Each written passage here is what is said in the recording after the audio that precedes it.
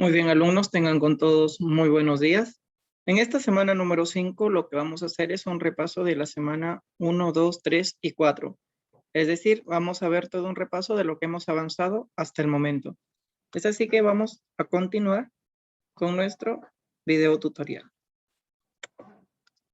Hay que recordar nosotros que en la semana número 1, nosotros estábamos viendo, ¿cierto? Todo acerca de lo que es la comunicación. Nosotros decíamos que la comunicación es un proceso fundamental por medio del cual todos los seres humanos nos relacionamos entre sí. Es decir, es primordial que nosotros nos comuniquemos. No podemos estar sin comunicarnos. Pero para que se cumpla una comunicación plena, nosotros tenemos que saber lo siguiente. Es decir, nosotros tenemos a los elementos de la comunicación que cada uno de ellos cumplen un rol muy importante dentro de un proceso comunicativo. Nosotros hablamos primero de estos dos actores importantes en un proceso comunicativo, como es el emisor y el receptor. Para que se dé un proceso comunicativo, la primera regla que se tiene que cumplir es que el emisor y el receptor manejen el mismo código. ¿Por qué nosotros tenemos que decir de que el emisor y el receptor tienen que manejar el mismo código? Es que cuando nosotros hablamos de código, hablamos de ese conjunto de signos sistematizados del cual se va a valer el emisor para elaborar su mensaje. Y si es de que al momento de enviar este mensaje, el receptor no logra reconocer este signo con el cual ha sido elaborado el mensaje, pues de ninguna manera va a ser posible este proceso comunicativo. Entonces, la primera regla es de que tanto el emisor como el receptor tienen que manejar el mismo código. Y nos preguntamos, ¿qué es el código? El código es un conjunto de signos sistematizados, como les decía. Cuando hablamos de conjunto de signos sistematizados, hablamos de todas las formas o de todos los medios que utilizamos nosotros hoy en día para comunicarnos. No nos comunicamos nosotros solamente a través de palabras o a través de la escritura. Nos comunicamos a través de imágenes, de señales, de colores, de símbolos. Es decir, todas estas formas que utilizamos hoy en día para comunicarnos viene a ser lo que es el código. Y el emisor, pues va a ser la persona que va a iniciar un proceso comunicativo. Pero para que él inicie este proceso comunicativo, tiene primero que seleccionar el código con el cual va a tener que elaborar mensaje. Y el mensaje pues viene a ser todo aquello que quiera dar a conocer el emisor a un receptor. Una vez que elaboró su mensaje, el emisor se lo va a tener que enviar a su receptor. El receptor, al recepcionarlo, lo primero tiene que hacer es reconocer el código con el cual ha sido elaborado el mensaje para empezar el proceso de decodificación. Eso es lo que hace el receptor. Mientras que el emisor, al momento de seleccionar el código, empieza el proceso de codificación. El receptor, al momento de recepcionar o recibir el mensaje, empieza el proceso de decodificación. Pero este mensaje tiene que transmitirlo o enviarlo el emisor por un medio físico o abstracto, que viene a ser el canal. El canal, en un proceso comunicativo, cumple un rol, o diríamos, un papel muy importante, ya que justamente el canal es el medio por donde enviamos la información, pero si es de que este canal sufriera alguna interferencia, no fuera posible de que llegue el canal en perfecto estado. Entonces, viene ahí la segunda regla del proceso comunicativo. La segunda regla del proceso comunicativo nos dice lo siguiente, de que el canal debe de funcionar a la perfección. Porque si es de que en el canal existe alguna anomalía, es decir, existe algún desperfecto, no va a ser posible que se dé un proceso comunicativo porque el mensaje no llegaría a darse. Luego, este proceso comunicativo pues se tiene que dar en un contexto. ¿Viene a ser el contexto?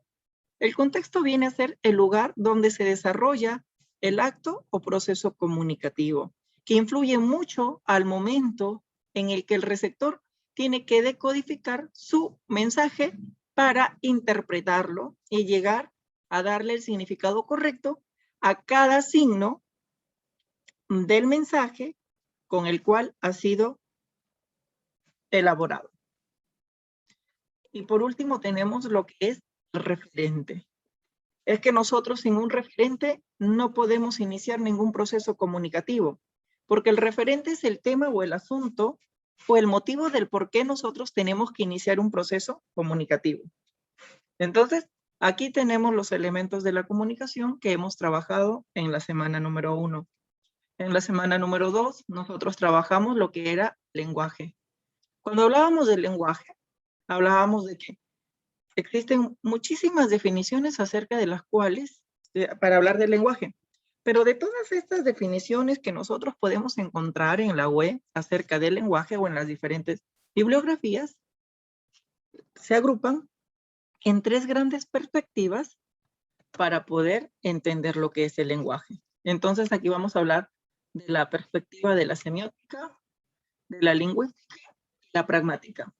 Cada una de ellas se estudia de una manera distinta al lenguaje. La semiótica es la ciencia que estudia los signos. Es por este motivo que la semiótica nos dice de que el lenguaje viene a ser toda forma de comunicación, ya viene a ser toda forma de comunicación a través de los signos. Cuando nosotros hablamos del signo, no hablamos del signo lingüístico, es decir, no hablamos de la palabra. Nos referimos a todas estas otras formas que utilizamos hoy en día para comunicarnos. Entonces, para la semiótica, eso es el lenguaje. Para la lingüística, nos dice de que el lenguaje es una capacidad netamente humana. ¿Por qué hablamos de una capacidad netamente humana? Porque justamente el lenguaje tiene una base neuronal.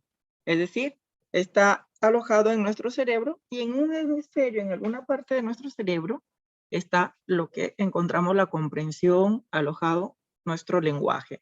Es decir, el único ser vivo sobre la faz de la Tierra que puede comunicarse es el ser humano, porque utilizamos nuestra lengua, es decir, el habla.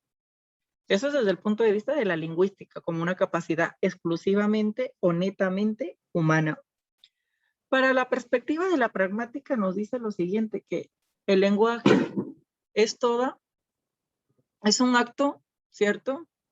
Comunicativo, es decir, es una interacción social que se da entre un hablante y un oyente y en un contexto, es decir, en el mundo. Entonces, queda resumido el lenguaje en 3 ideas nada más. ¿Qué es el lenguaje? Según la semiótica decimos de que es toda forma de comunicación a través de signos. Según la lingüística, ¿qué es el lenguaje? Es una capacidad netamente humana. Y según la pragmática, ¿qué es el lenguaje? Es una interacción social. Entonces, todas estas definiciones que teníamos acerca del lenguaje quedaron resumidas en 3 puntos nada más. Toda forma de comunicación a través de signos, una capacidad netamente humana y una interacción social. Y quedó solucionado el concepto del lenguaje. Pero nosotros también hablábamos de las características del lenguaje. Cuando nosotros hablábamos de las características del lenguaje, hablábamos de la primera de ellas, que nos dice de que el lenguaje es oral o articulado. Nosotros hablamos de que el lenguaje es oral o articulado porque el lenguaje es de naturaleza sonoro-auditivo, es decir, los signos del lenguaje se producen en forma de sonidos articulados, ¿cierto? Nosotros los ejecutamos y también los percibimos a través del sentido de la audición, del oído. La segunda característica nos dice de que es complejo. ¿Por qué decimos nosotros que el lenguaje es complejo? El lenguaje es complejo precisamente porque está formado por varios factores o componentes de naturaleza muy diversa. Es decir, esto va a dificultar su estudio y los componentes que conforman el lenguaje son los siguientes, por ejemplo, el fisiológico, neurológico, fisiológico, físico y cultural. Decimos que tiene un componente fisiológico porque nosotros, al momento de articular nuestros sonidos, vamos a utilizar nuestro aparato fonador, ¿ya? Decimos de que es neurológico porque el lenguaje es una capacidad sustentada en nuestro cerebro.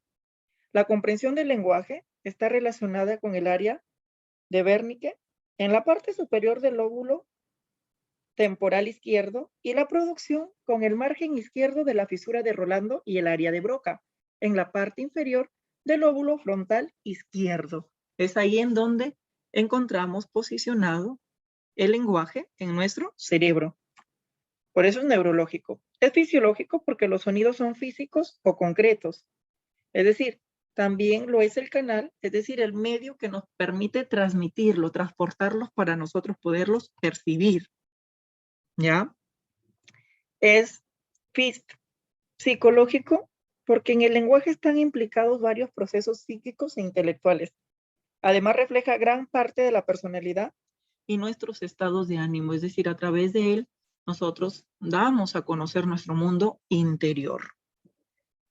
Y es cultural porque el lenguaje como una actividad libre del hombre y también como producto de esa actividad constituye un fenómeno cultural. El lenguaje es una forma de cultura, quizás la más universal de todas.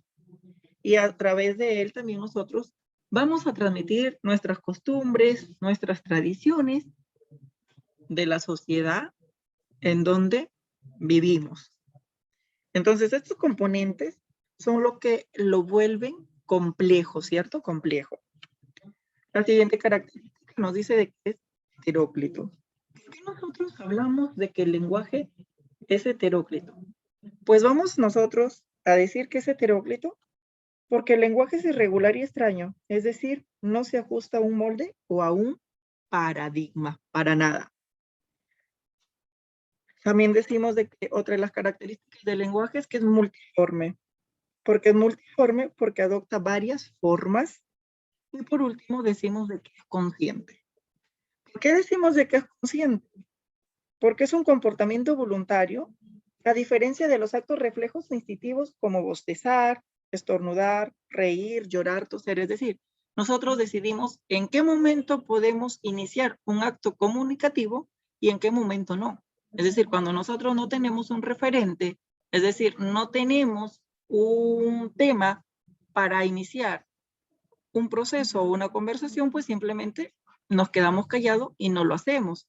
Mientras que los otros actos, como les decíamos, los reflejos, como bostezar, estornudar, reír, nosotros no los controlamos, simplemente se dan.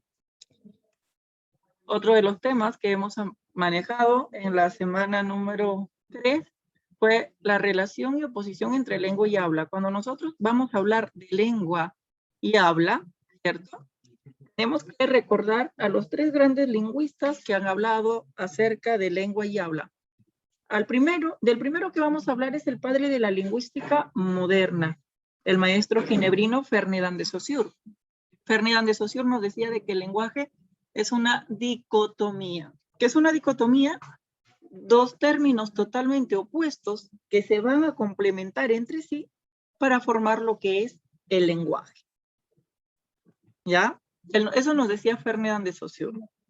Eugenio Coserio, cuando nos hablaba del lenguaje, nos decía de que Ferdinand de Saussure se había olvidado de un elemento muy importante.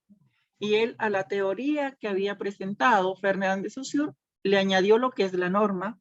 Entonces, para Eugenio Coserio, el lenguaje era sistema, es decir, a lo que Ferdinand llamó lengua, Eugenio le denominó sistema, le añadió la norma, más habla, igual al lenguaje.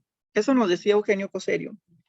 Porque el estadounidense Noam Chomsky, cuando nos hablaba del lenguaje, él hizo un estudio más parecido al de Ferdinand de Saussure, a diferencia de que este lo hizo mucho más psicológico, Noam Chomsky.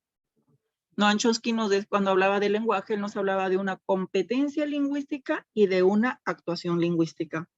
Y pues aquí en pantalla estamos viendo la relación de oposición entre lengua y habla para ver realmente estos 2 términos totalmente opuestos, como nos decía la famosa dicotomía, del cual nos hablaba Ferdinand de Saussure. Veamos estas diferencias que tienen entre lengua y habla. Observamos de que la lengua es un sistema y de que el habla es la realización del sistema. ¿Se dan cuenta? Es un sistema, el habla es la realización, es decir, la ejecución de la lengua. La lengua es mental, mientras que el habla es material, es decir, lo podemos percibir. La lengua es social, mientras que el habla es individual. ¿Por qué decimos que es social? Porque le pertenece a toda una sociedad, la lengua. Mientras que el habla es individual porque cada uno de nosotros tenemos una peculiaridad al momento de materializar nuestra lengua a través del habla. Y cada uno de nosotros tenemos un timbre de voz diferente que nos hace únicos. Y es por ese motivo de que nosotros podemos conocer las voces de las personas que viven en nuestro entorno. Otra de las características de la lengua es que es medianamente fija, mientras que el habla es variable. Como lo vemos, toda una oposición.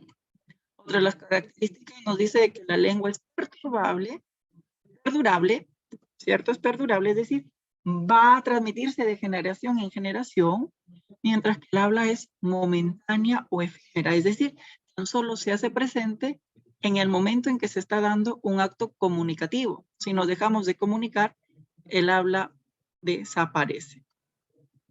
Otra de las características de la lengua nos dice de que es abstracta, mientras que el habla es concreta, ¿cierto? Concreta, lo podemos percibir, mientras que la otra está alojada en nuestro cerebro. Entonces podemos observar nosotros en estos momentos de que, por supuesto, es cierto lo que nos decía Ferdinand de Saussure, de que lengua y habla son cosas totalmente opuestas, como lo podemos observar con las características de cada una de ellas, de que se oponen, polos opuestos, pero ambas se complementan para formar lo que es el lenguaje. Esto es el tema número 3 que habíamos visto en la semana 3. Y en la semana 4, pues nosotros hemos hablado de lo que es el signo lingüístico.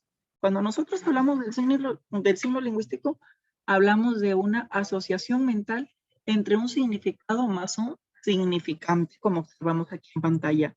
El significado viene a ser el concepto, toda la información que tenemos de todo lo que está en nuestro entorno, mientras que el significante se le conoce también como imagen acústica porque es cómo o con qué palabra vamos a dar a conocer este significado que tenemos. Pero el signo lingüístico pues tiene características. La primera característica es que es arbitrario. ¿Por qué decimos que es arbitrario? Porque no existe una relación lógica entre el significado y el significante. ¿Por qué? Porque para todos los habitantes de nuestro planeta siempre va a ser el mismo significado, pero vamos a utilizar diferentes significantes, es decir, diferentes palabras para dar a conocer el concepto o el significado que tenemos de acuerdo al idioma que utilicemos. Por ejemplo, para el concepto de árbol, que nosotros hablamos el idioma castellano o español, lo representamos con los siguientes fonemas que observamos en pantalla, donde dice árbol. Pero en inglés no van a utilizar, para el mismo concepto de árbol, no van a utilizar los mismos significantes, es decir, los mismos fonemas. Van a utilizar fonemas diferentes de acuerdo a su lengua. Al igual en el alemán, en el francés, en el italiano, en el japonés, en el quechua. Entonces, ahí vemos realmente esa arbitrariedad, que no hay esa relación lógica. Otra de las características nos dice de que es lineal. ¿Por qué es lineal? Es una sucesión de sonidos o una cadena hablada. Es decir, gracias a esta sucesión de sonidos o cadena hablada, cuando nosotros ejecutamos un fonema detrás del otro, vamos a hacer esta cadena de sonidos que va a terminar formando palabras y nosotros la vamos a poder captar, percibir y vamos a poder iniciar lo que es un proceso comunicativo. Otra de las características nos dice de que es doblemente articulado. ¿Por qué decimos de que es doblemente articulado? Porque todos y cada uno de nosotros, antes de hablar, primero pensamos. Entonces, cuando yo pienso, estoy frente a la primera articulación y voy a encontrar a los monemas, es decir, a las unidades mínimas dotadas de significado. Mientras que luego que he pensado y voy a hablar, me voy a encontrar en la segunda articulación, Y en la segunda articulación yo voy a encontrar a los fonemas que vienen a ser las unidades distintivas. Otra de las características nos dice que es biplánico. ¿Por qué biplánico? Porque tiene un plano de la expresión y un plano del contenido. El plano de la expresión se va a relacionar directamente con el significado, porque también se le conoce como fondo al plano de la del contenido, y el plano de la expresión se va a relacionar directamente con el significante, porque también se le conoce con el nombre de la forma, es decir, cómo vamos a conocer este fondo que tenemos. Entonces, ahí está esta característica de que es biplánico, porque tiene dos planos, el plano de la expresión y el plano del contenido. Y por último tenemos estas dos características del signo lingüístico que nos crea una paradoja, es decir, una contradicción, ¿cierto? Porque nos dice que el signo lingüístico es mutable, pero que también es inmutable a la vez. Pero para nosotros poder afirmar de que si el signo cambia, es decir, si es mutable o no cambia, si es inmutable, tenemos que estudiarlo de dos perspectivas totalmente distintas. Es decir, si yo digo que el signo lingüístico es mutable, tengo que estudiarlo desde la perspectiva de la diacronía, porque la diacronía me va a permitir estudiar el signo lingüístico a través de sus etapas y su evolución. Si nosotros retrocedemos 7 siglos hacia atrás, nos vamos a ubicar en la Edad Medieval en España, país de donde viene nuestro idioma que manejamos hoy en día. Vamos a darnos cuenta que las palabras cómo se escribían hace 7 siglos atrás no se escriben de la misma manera en pleno siglo XXI. Entonces ahí vamos a observar la mutabilidad. Para nosotros decir de que el signo lingüístico es inmutable, es decir, que no cambia, tenemos que estudiarlo desde la perspectiva de la diacronía, porque la diacronía tan solo me va a permitir estudiar el signo lingüístico en una de sus etapas. No me va a permitir retroceder tantos ciclos, sino tan solo en un mismo ciclo. Y un mismo ciclo tiene tan solo 100 años. Si nosotros retrocedemos 100 años hacia atrás, nos vamos a dar cuenta de que las palabras como las escribimos hoy en día también se escribían de la misma manera. Entonces, aquí vemos y hemos argumentado de que el signo lingüístico es inmutable, es decir, no cambia.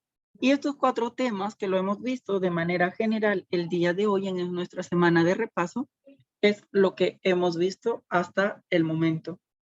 Es así que, como pueden observar, son temas súper fáciles y sencillos que ya hemos manejado desde los años anteriores.